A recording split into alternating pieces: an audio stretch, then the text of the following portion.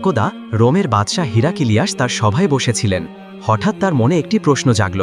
তিনি প্রজাদেরকে জিজ্ঞাসা করলেন, হে আমার প্রজাগণ, তোমরা কি আমাকে একটি সংবাদ দিতে পারবে? প্রজারা বলল, জি মহারাজ, বলুন।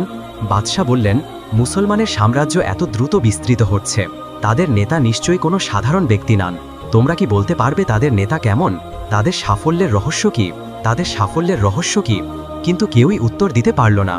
তখন বাদশাহ এক দূতকে ডাকলেন এবং বললেন, তুমি এখন মদিনায় যাও এবং মুসলমানদের নেতার আচার আচরণ, জীবনযাপন ও শাসন ব্যবস্থা সব বিস্তারিত জেনে আসো।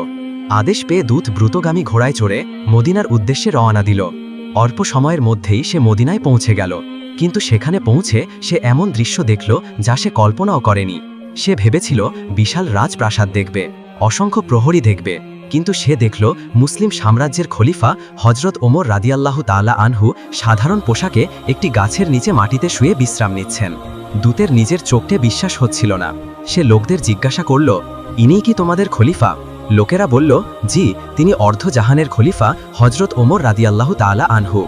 দূত হতভম্ব হয়ে তার কাছে গিয়ে বলল, হে খলিফা, আপনি ভয় পান না। আপনার আশেপাশে তো কোনো প্রহরী নেই, গাছের নিচে একা শুয়ে আছেন। যদি কোনো শত্রু এসে আক্রমণ করে? হজরত ওমর রাদিয়াল্লাহু তাআলা আনহু মুচকি হেসে বললেন, আমি জনগণের ওপর অত্যাচার করিনি, আমি ন্যায় বিচার প্রতিষ্ঠা করেছি। যারা ন্যায়ের পথে চলে তাদের প্রহরীর দরকার হয় না। দূত কিছু না বলে রাজ্যে ফিরে গেল। ফিরে গিয়ে বাদশাহকে সব জানালো। বাদশাহ বিস্মিত হয়ে জিজ্ঞাসা করলেন, তুমি কি তার সঙ্গে কথা বলেছ? দূত বলল, জি, তিনি জানিয়েছেন তিনি ন্যায় প্রতিষ্ঠা করেছেন, তাই কোনো পাহারার প্রয়োজন নেই।